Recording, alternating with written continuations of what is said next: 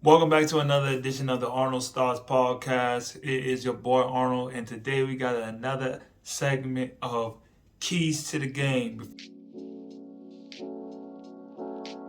Before we get started, make sure you guys hit that like and subscribe button and stay tuned to all the episodes. You know, we drop daily episodes of overseas basketball every single day. All right, man, we just gonna get straight into it, man. Today's keys to the game, man, is you have to understand how to control your emotions because this is a business. This overseas life is a business, and I cannot stress that enough. And coming into this game, you need to understand the business part before everything. The business of this game is you perform or you go home.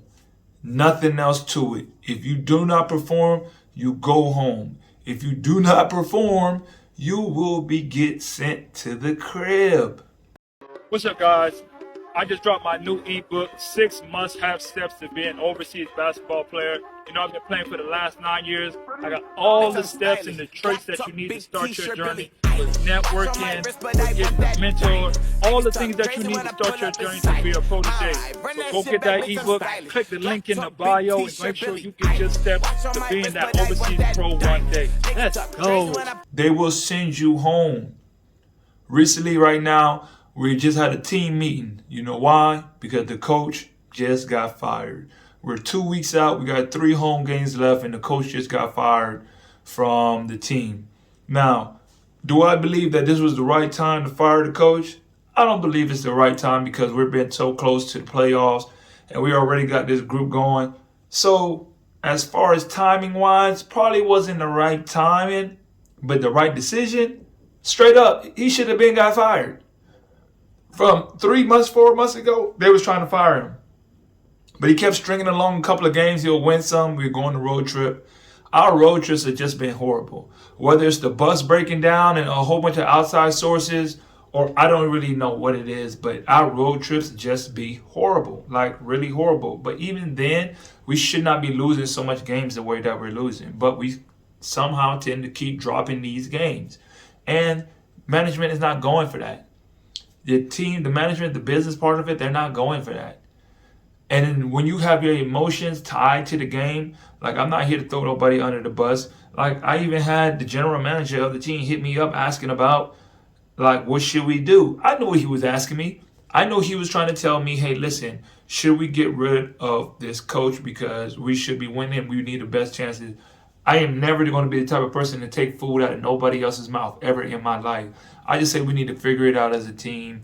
We need to do something because really, as much as if I have a situation or I have an issue with the coach or whatever that's going on, my job is to be a player. I'm not a general manager. I'm not an assistant coach. My job is to coach and do my job on the court. And I understand the business part of it. If I do not do my job on the court, I will get fired on the court. I will get sent home. But in this situation, the coach wasn't doing his job. So he got fired. It sent him home.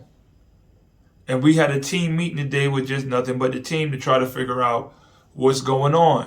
Hey, what's really going on? What's the decision? What are we going to do? And I just kept it. I went into the meeting. I just kept it 100. And I was like, what are we going to do? Where will we be if the coach continues to coach? Will we win a championship? Nobody raised their hand. Nobody said, I believe we'll win a championship with the coach. Nobody raised their hand. Nobody wants to ask the tough questions because they're not thinking of it on the business standpoint. Think of it on the business standpoint. I have never been in a situation with any team where I got fired or I got cut and the whole team rallied together to say, let's go talk to the management to keep his job. We think he should keep his job. Never in my 9 years of playing have I ever been on a team where you get cut and the whole team rallies together to have a meeting to try to save the player. No matter how much they like you, no matter how much they think that you shouldn't have got cut, this is a business. And that goes for coaches as well. Coaches are held just as accountable as players. And the one thing I seen with this situation was the coach was not being accountable for his actions because he let his emotions affect the way he coaches the game instead of coaching the game to win the game. And that's why this segment is all about the business part. Do not let your emotions affect the way you run your business. Basketball is your business. Handling what you need to handle on the court is your business. You cannot let your emotions or outside sources affect you the way to mess up your on-court business, because that's all this is at the end of the day. At the end of the day, this is what they brought you here for. At the end of the day, this is what we get paid for. Name one person in any job where you're underperforming dramatically that they get to keep their job. Where in any business that you just can dramatically underperform and you get to keep your job?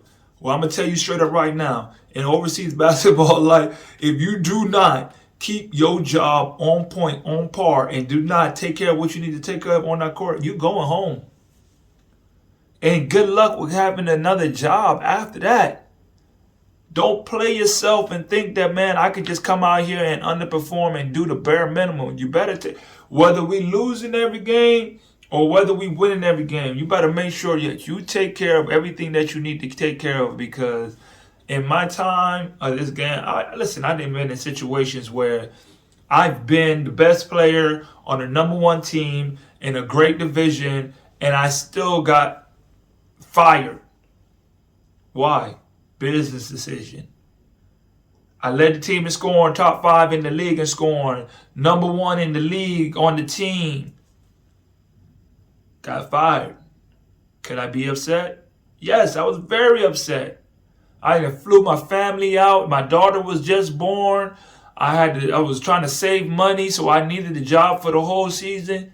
Guess what?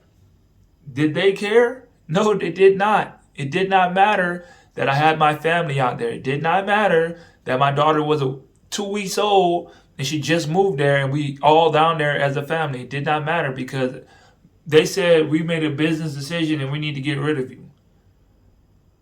And I had to accept that and keep it moving.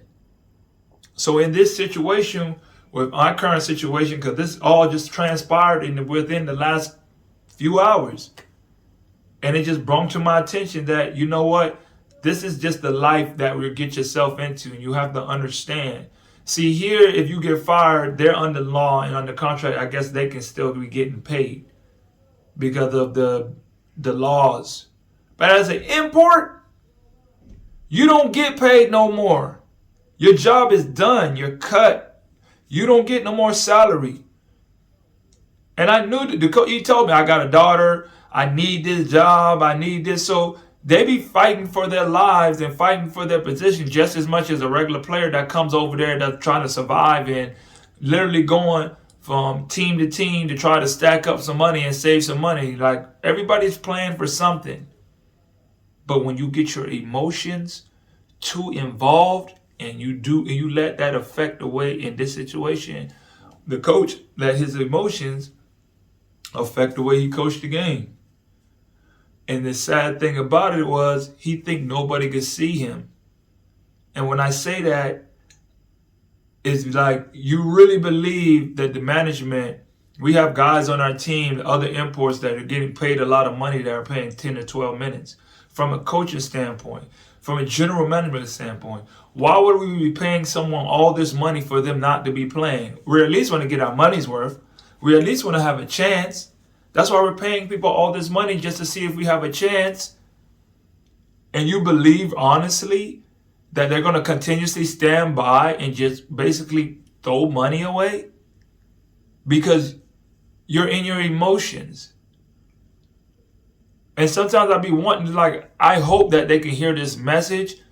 So this translates from not just players to also coaches who hear this message, that understand you're on the hot seat too. You have to perform. Everybody has to perform in this life. General managers get fired, coaches, assistant coaches, trainers, players, towel boys. Understand the business before anything. And that's why when we had that meeting, I had to ask this.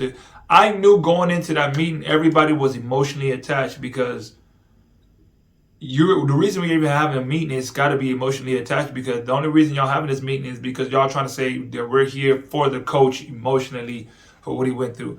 Never have I ever had someone say I'm here for you emotionally when you get cut. What? That don't exist in this life. That do not exist. Someone saying I'm going to be here for you emotionally to help you get through the loss of your job. No. Honestly, understand the business. That's what happened. And this is what you need to understand. What did I do? Assess the situation. What did I do in this situation for this to happen? How can I improve? How can I get better? And how can I prevent this from happening to me another time? Because at the end of the day, I must take a sole responsibility for myself for the actions that I allowed to happen for me to be in this position. We have to look ourselves in the mirror and understand that, you know what, every decision that we do and make, we have some kind of part of it because it's our life. Even in my situation, I could say, well, I didn't do anything wrong. I had to do something to put myself in that situation and accept the consequences and keep it moving. The fact of the matter is we still got 3 games left before the regular season and we still got playoffs. So we need to understand that we must get our head straight, get back on our horse, and keep pushing because the job's not done. That's the way of the life of overseas basketball. There's ups, there's downs, there's turnarounds. People get hurt, people get fired. One of our teammates, I'm not going to, bring out his business, but one of his father had cancer. He was on his deathbed, but he still had to play. And he did a good job in the last game. I'll give him mad respect because I know how that is to play through the game, but that's just part of the business. Like, you still have to perform. That's just part of the business, and I understand that. And that's what I want everybody to understand, that once you get into this life, you got to understand that your emotions come second. Third, fourth, actually. Understand what you're getting yourself into. Do research on the team. Do research on the coach. Do your due diligence when it comes to vetting the team, vetting the players. See, we just jump into the situation. Oh, new team, new situation. Money. Do your research when it comes to vetting these teams. Go ask a few questions. Your agent might just say, oh, they pay on time. Sometimes they don't pay on time. Go ask a couple of players. Find a player who used to play on that team before. They have go look at a team's IG page. They normally post every new player that comes. Just go take a scan down their page and just contact one of the players. Look at the date. Oh, he recently played here. Let me ask him how was the situation with the coach. Let me ask the management, how was the management? Did they pay on time? Does the players really get along with you? Do they share the rock? Are you going to be able to really rock out and really get your buckets, or are you going to really be in a tough situation where you're going to get 5-6 shots a game? Is this inducive to your career at this point? Can you really go on a team where you're averaging 10 points? Because let's be honest, some guys, for your next job, you have to perform. And really going out on a team and say, you know what, I can average 6 points and still get a job because my name is really good out here. That's not the case for everybody.